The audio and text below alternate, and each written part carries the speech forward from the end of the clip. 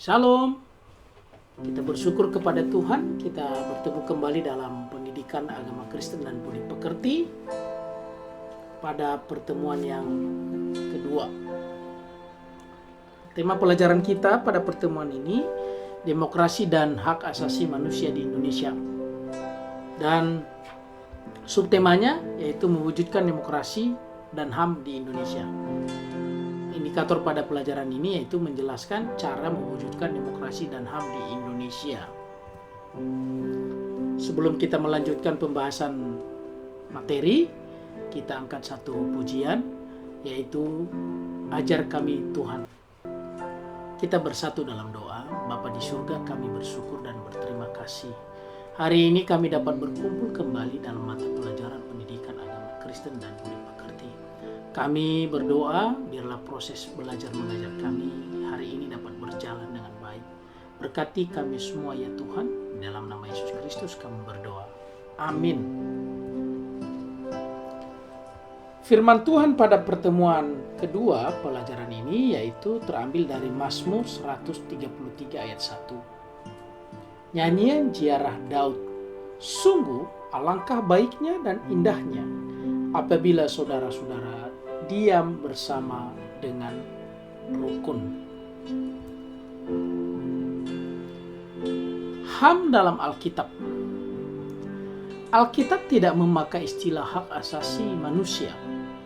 Alkitab menjelaskan manusia merupakan makhluk mulia dan bermartabat. Allah menciptakan manusia dengan memberikan kehidupan sebagai hak paling mendasar, yaitu manusia berhak untuk hidup dan diterima dimanapun manusia itu berada. Jadi ketika manusia diciptakan oleh Allah, maka Allah telah memberikan hak paling mendasar untuk manusia itu, yaitu hak untuk hidup dan hak untuk diterima dimanapun manusia itu berada. Praktek HAM dalam Alkitab berbeda dengan praktek HAM pada zaman sekarang. Di dalam Alkitab menjelaskan beberapa benih-benih tentang HAM, seperti penghargaan terhadap hidup dan nyawa seseorang. Perintah-perintah kepada manusia untuk memperlakukan sesamanya dengan baik.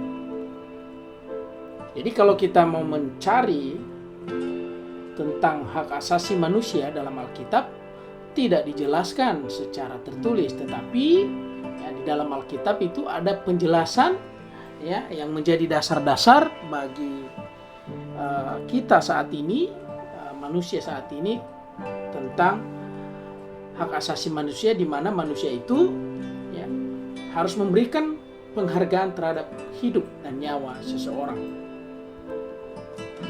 Di dalam Alkitab juga kita dapat menemukan kisah yang bertentangan dengan HAM. Ya. Di dalam 1 Raja-Raja 21 misalnya dikisahkan seorang raja dan istrinya yang menindas hak rakyatnya. Jadi Alkitab juga mengisahkan ya, perbuatan-perbuatan yang melanggar hak asasi manusia. Sejarah singkat demokrasi dan HAM. Demokrasi dan HAM berawal dari lahirnya Magna Carta pada tahun 1215 di Inggris. Magna Carta adalah sebuah piagam di Inggris yang dikeluarkan guna membatasi monarki kekuasaan absolut sejak masa Raja John.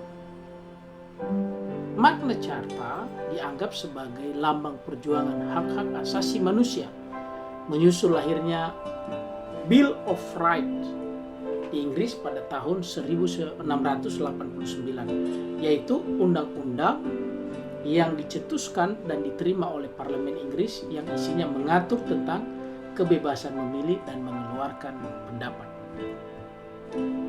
Selanjutnya di Amerika lahir Declaration of Independence atau Deklarasi Kemerdekaan yang mempertegas kemerdekaan itu ialah hak sejak manusia lahir, sehingga tidak logis apabila setelah lahir ia terbelenggu. Pada tahun 1789 lahirlah The French Declaration atau Deklarasi Prancis, di mana hak-hak lebih rinci dilahirkan dari dasar the rule of law. Hak-hak ini lebih dikenal dengan kesamaan atau persaudaraan atau kebebasan. Pada tanggal 6 Januari 1941, Presiden Amerika Serikat F.D. Roosevelt berpidato di depan Kongres Amerika dan mengemukakan 4 kebebasan yang dikenal dengan The Four Freedom. Adapun 4 kebebasan tersebut yaitu bebas berbicara dan mengeluarkan pendapat, bebas memilih agama, bebas dari rasa takut, bebas dari kekurangan dan kelaparan. 1948 bangsa-bangsa di dunia sepakat untuk memberlakukan Deklarasi Universal Hak Asasi Manusia atau yang lebih dikenal Universal Declaration of Human Rights. Kesepakatan itu ditandatangani oleh semua negara anggota PBB di New York pada tahun 1948. Piagam hak-hak asasi manusia yang disepakati tersebut berisi 30 pasal, diantaranya mencantumkan bahwa setiap orang mempunyai hak sebagai berikut. Hak untuk hidup, berhak atas kemerdekaan dan keamanan diri, diakui kepribadiannya, memperoleh pengakuan yang sama dengan orang lain menurut hukum, masuk dan keluar wilayah suatu negara, mendapatkan suatu kebangsaan, bebas memeluk agama, bebas mengeluarkan pendapat. Praktek demokrasi dan HAM di Indonesia. Pada umumnya seluruh elemen bangsa pernah mengalami kepahitan dan penindasan. Perkembangan kesadaran demokrasi dan HAM semakin meningkat seiring terjadinya berbagai perubahan di dunia. Menjelang Perang Dunia ke-1 dan setelah Perang Dunia ke-2 secara global muncul kesadaran demokrasi dan HAM bersamaan dengan upaya untuk menghancurkan kolonialisme atau penjajahan suatu bangsa terhadap bangsa lain. Bangsa Indonesia adalah bangsa yang cukup banyak mengalami kepahitan akibat kehilangan hak-hak dasar sebagai manusia melalui penjajahan selama 3,5 abad. Termotivasi oleh kesadaran demokrasi dan HAM, maka para pejuang mendirikan Budi Utomo sebagai organisasi pertama yang bersifat nasional. Panitia Persiapan Kemerdekaan Indonesia yang mempersiapkan Undang-Undang Dasar Negara Republik Indonesia dan Dasar Negara juga menyusun Undang-Undang dan Dasar Negara berdasarkan pemahaman tentang demokrasi dan hak-hak asasi manusia. Dasar Negara Indonesia adalah Pancasila, dari sila pertama sampai pada sila kelima, semua berisi tentang keberpihakan kepada hak-hak asasi manusia. Dalam UUD 1945, baik pembukaan maupun pasal demi pasal, memberikan jaminan bagi terpenuhinya hak-hak mendasar bagi rakyat Indonesia, terutama menyangkut demokrasi dan HAM. Demokrasi dan hak asasi manusia dapat terwujud apabila kesadaran setiap orang betapa pentingnya persaudaraan yang rukun. Persaudaraan yang rukun sangat penting dalam kehidupan umat manusia. Mazmur 133 berbicara tentang persaudaraan yang rukun. Persaudaraan ini mestinya tidak hanya dibangun dengan orang-orang yang seiman saja, tetapi dengan siapapun juga. Manusia terpanggil saling menolong, menopang, dan bekerja bersama-sama untuk memecahkan masalah dan tantangan bangsa kita. Dalam persaudaraan yang rukun, semua orang menunjukkan solidaritasnya satu terhadap yang lain, menghargai hak dan kewajiban pribadi maupun sesama. Semua orang bertindak proaktif untuk memberikan kenyamanan dan kebahagiaan bagi yang lain. Persaudaraan digambarkan seperti minyak yang harum, juga seperti embun yang turun dari Gunung Hermon. Ungkapan ini menggambarkan persekutuan yang membahagiakan. Demokrasi dan HAM di Indonesia akan terwujud apabila 1. Menjunjung tinggi persamaan, menjaga keseimbangan antara hak dan kewajiban, membudayakan sikap yang adil, membijaksanakan musyawarah mufakat dalam mengambil keputusan, mengutamakan persaudaraan dan kesatuan nasional. Demikianlah penjelasan pelajaran pendidikan agama Kristen hari ini. Biarlah ini menjadi pengetahuan bagi kita.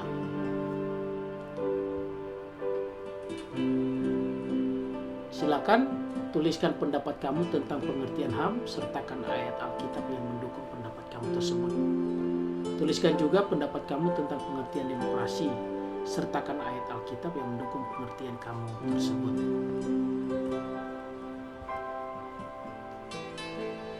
Mohon dukungannya untuk subscribe, like, komentar, juga share, dan juga jangan lupa untuk klik tombol lonceng supaya setiap video berikutnya dapat memperoleh notifikasi. Dari pelajaran hari ini kita mengambil refleksi bahwa persaudaraan yang rukun sangat penting dalam kehidupan umat manusia. Seperti yang dijelaskan dalam Alkitab tadi, persaudaraan tidak hanya dibangun dengan orang-orang seiman, tetapi dengan siapapun juga.